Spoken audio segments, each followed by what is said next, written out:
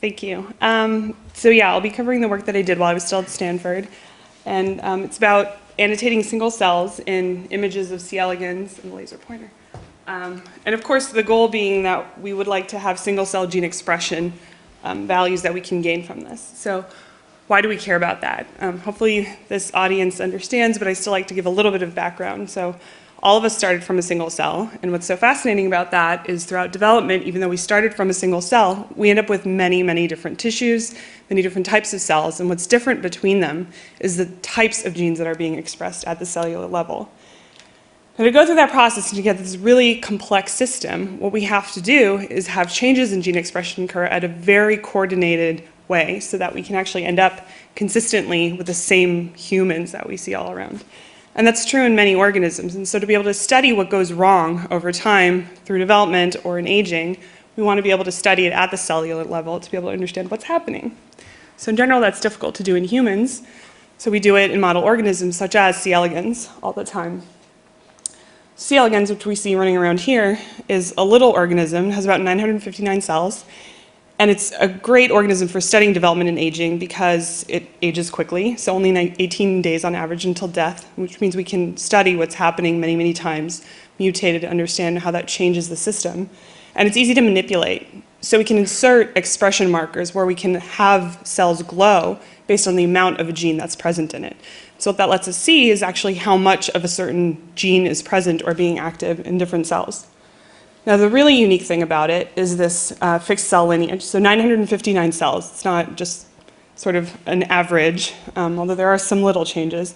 But it's actually this tree here that you're seeing on the bottom. So those are the specific cell divisions that occur in every C. elegans. What's so crazy about that is experts can actually annotate it. So if we look at this video, hopefully you can see, we're looking at the 4-cell stage here of an embryo.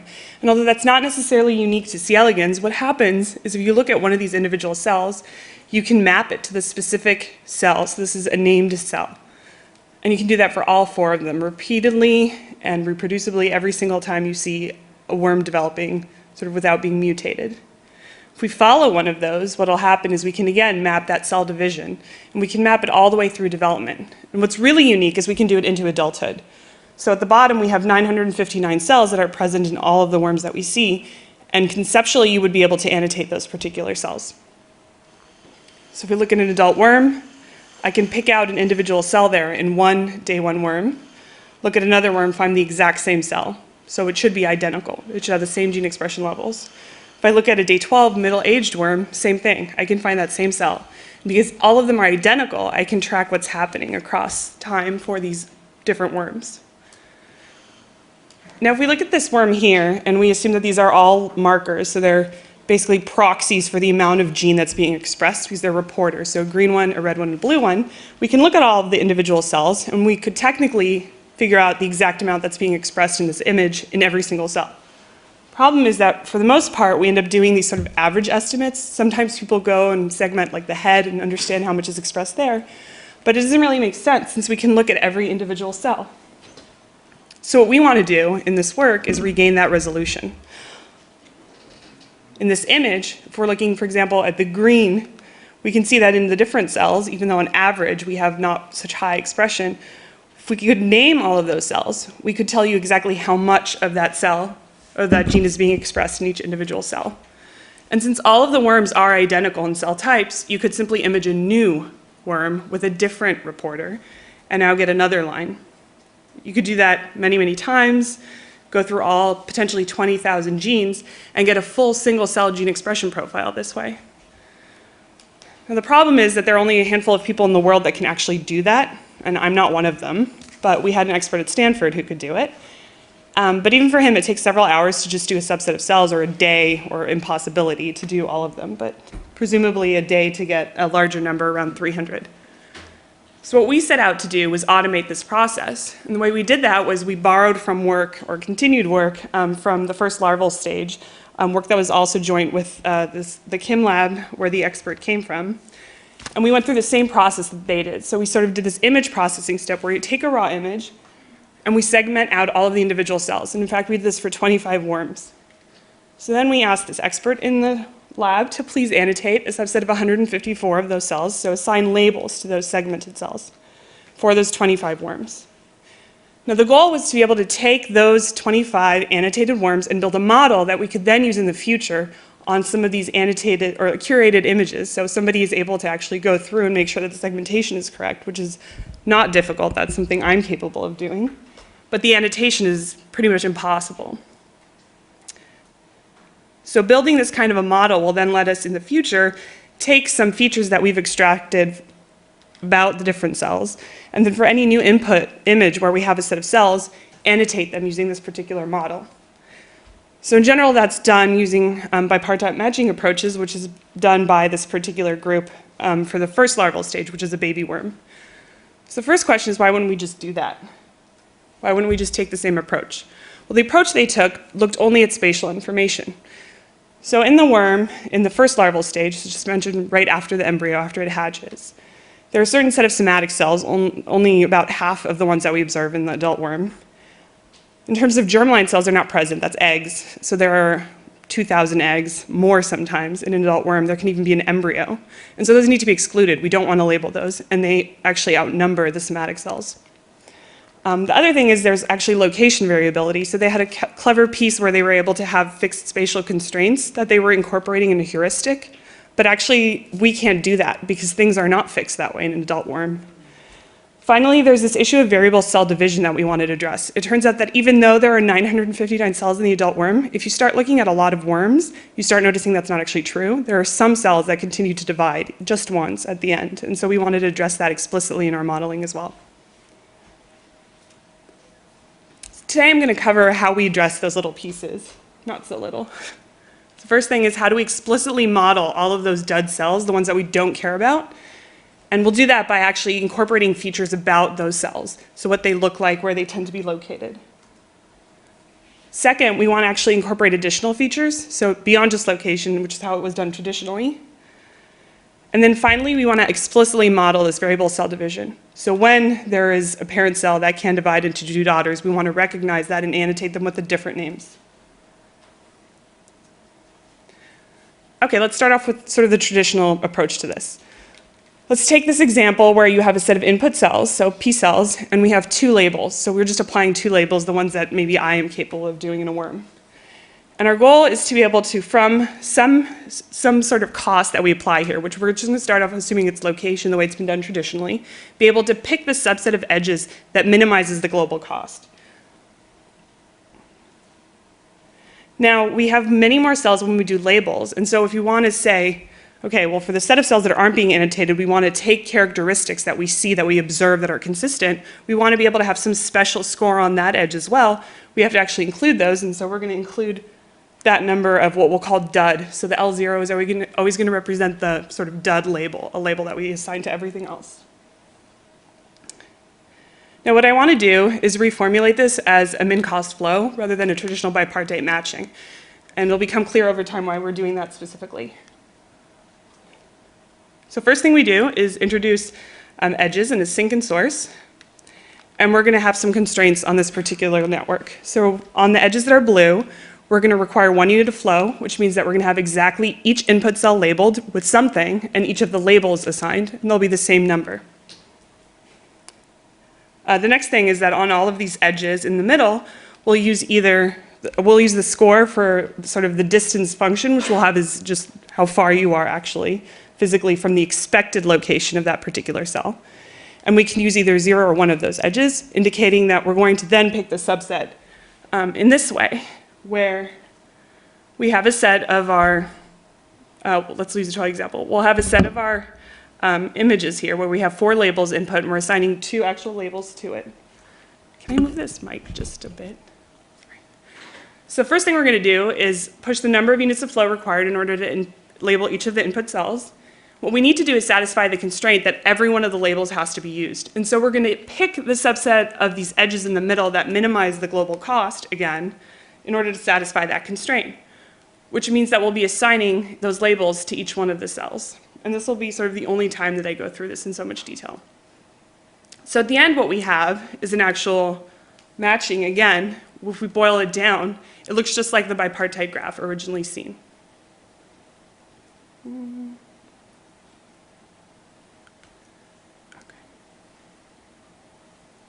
Okay. So one thing to recognize in this particular image, if we go back to the original flow, sorry, is that we actually have multiple dud labels. And for each one of these, given any particular input cell, each one of the edges going to the two different dud labels actually has the exact same cost. So for each given input cell, that dud label edge will be the same. And so what we can actually do is just remove one of those and say we're going to push the number of units of unlabeled cells of flow through that particular dud. And what that allows us to do is reduce the number of edges and nodes and therefore solve this problem much faster. So more generally what we end up with is this type of a graph construction where we have, for any given number of input cells and labels, we end up with just one additional dud and the number of units of flow that needed being pushed through it. So what this now allows us to do is, again, quite simply, annotate features about that dud cell, so the cells that should remain unlabeled. So now we've sort of solved this first problem. What we want to do is incorporate additional features beyond just location into this particular model. So apologies for the single sort of equation that I'm going to have on this next slide. I'm not really sure what's going on, sorry guys.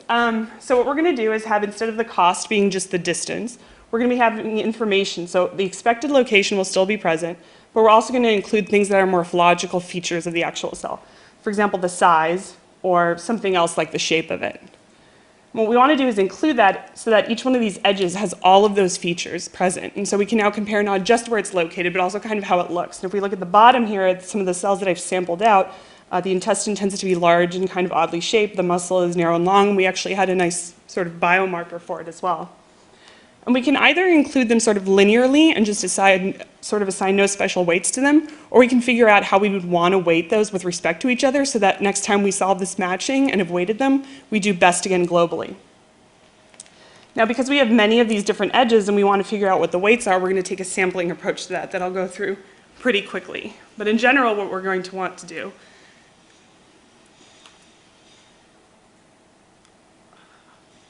is a sample from the parameter space, so how we're going to take these actual weights with respect to each other. We're going to solve the matching for it, and then we're going to end up scoring the number of cells that we get correct so that we can figure out where we should be moving inside this parameter space that we're sampling, and do that until convergence. So a little bit more explicitly on the next slide here, we're going to go through and sort of describe how we're going to have that happen. So we start off with our distribution, how we're going to distribute the parameters we're going to be sampling from. And we're going to pick one particular set of weights, and we're going to solve all of these costs for every one of these edges, sort of the expected location, the expected shape, the expected size. And what we can do then is solve the matching and figure out how many we got correct. So for any particular sample, we can say, okay, how many of the cells that we were supposed to label did we correct? So in this particular sample, we say we have 4 cells that are supposed to be labeled, and we get one of them right, 25%. It's pretty low accuracy, and we're going to record that. We'll do the same thing for another sample that we're taking, and then record again how well we perform there. And over time, we'll build that up, and we'll take many of these samples to be able to understand how we're performing in this space of the parameters and perform the search this way. So at the end of one of these iterations, what we'll do is take our top scoring set of samples and use that to recalculate a distribution, which in the next iteration we'll use to sample from again. And we're going to repeat this until convergence. So what happens is once we've converged and decided we know what those particular features should look like and the different weights, we'll be able to say in the future, any new worm that comes in, we can annotate it using those particular weights and that particular set of features.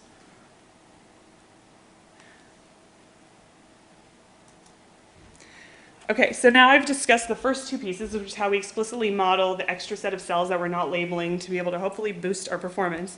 Next thing we did was describe how we're going to incorporate additional features to once again boost our performance. So the last piece is this variable cell division that we have to deal with. So let's go back to the original graph construction that we were seeing earlier and see how we can modify it. So again, we're going to have this source node and our set of input cells. These are the cells that we want to label.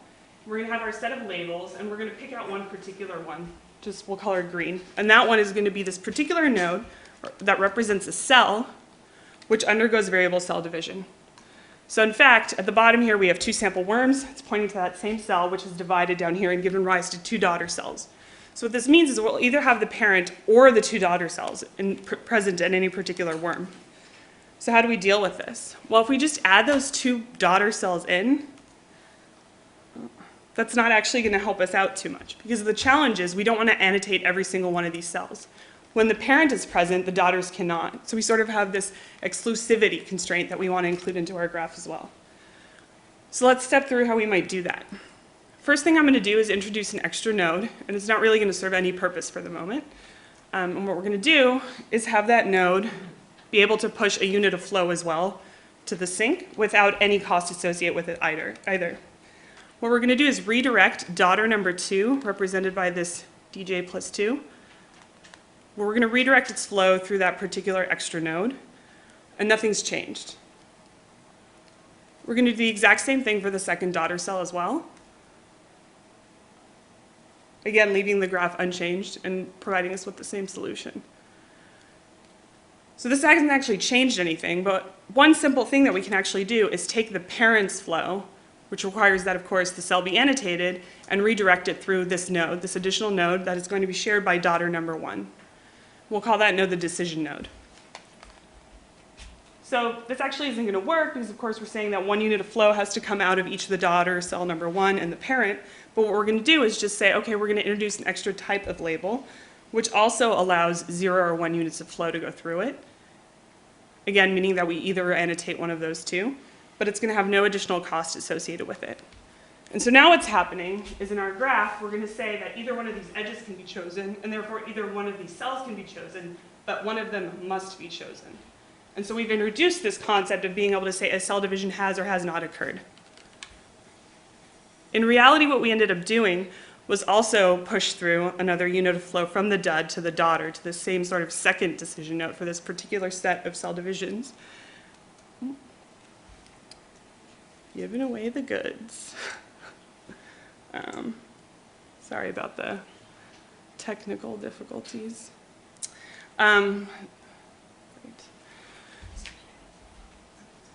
So what's going to happen here as well is we're going to say that either daughter number 2 or the dud cell is present, meaning either a division happened and the daughter cell is present or not. And in fact, what ended up having to happen in this particular construction, although we can allow the recognition of a division, and we do with high accuracy, around 80% across the 4 cells that we did model, we then have to make the decision on the other one that we've chosen for it to be reassigned the label of daughter number 1 if daughter number 2 is in fact chosen to be present. All right, so on to results. So we've gone through the different set of steps that we wanted to achieve. So the first thing we'll say is sort of explicitly modeling these extra set of features. Let's start off with location alone.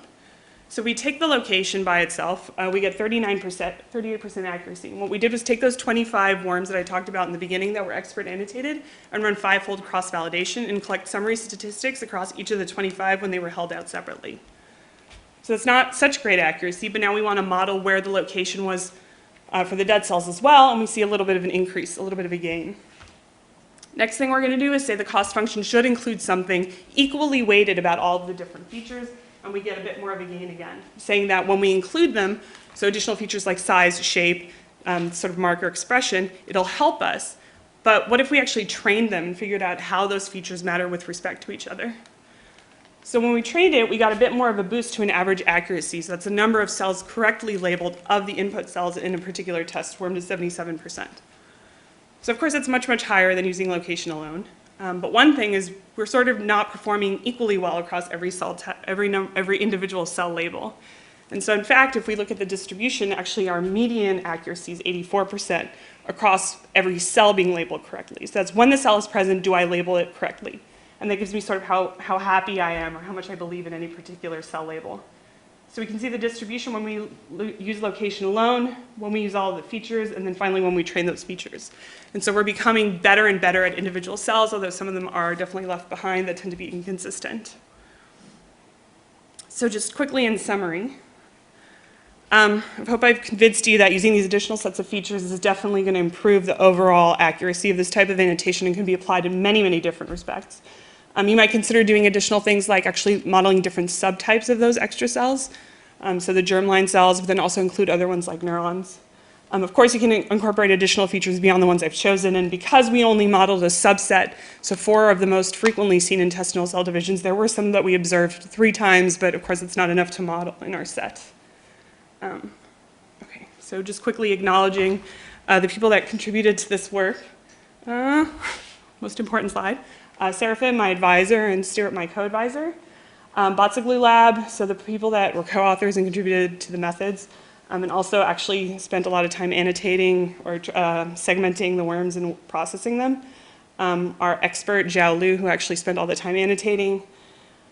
Some additional members that worked on the first larval stage and helped us sort of move forward with it, and all my funding sources. Thank you.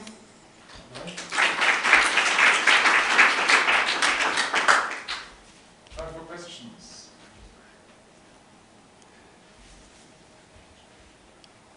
Oh, this one. Could you leverage this to human tissue? So in the process of doing this, we actually created some other types of annotations. It definitely requires us to be able to say that we know what is present, to be able to do sort of the unique labeling. But the concept of being able to say types, so what we're describing with a dud and tissue type, we definitely built classifiers for specific types of tissues. So we built one for muscle, one for intestine, one for hypodermis, and one for neurons. Although we didn't include it explicitly in this work, it could be another way to leverage this concept of a matching. But it does require some sort of sense of being able to constrain in that particular graph the number that you expect to see, of course. Do you need control annotations to map to? So are you saying you're mapping the particular patient with the same set of cells over and over that's been annotated once, or like a brand new tissue every time? Yeah, let's talk later. Okay. I'll show you what data I have. Sure. More questions?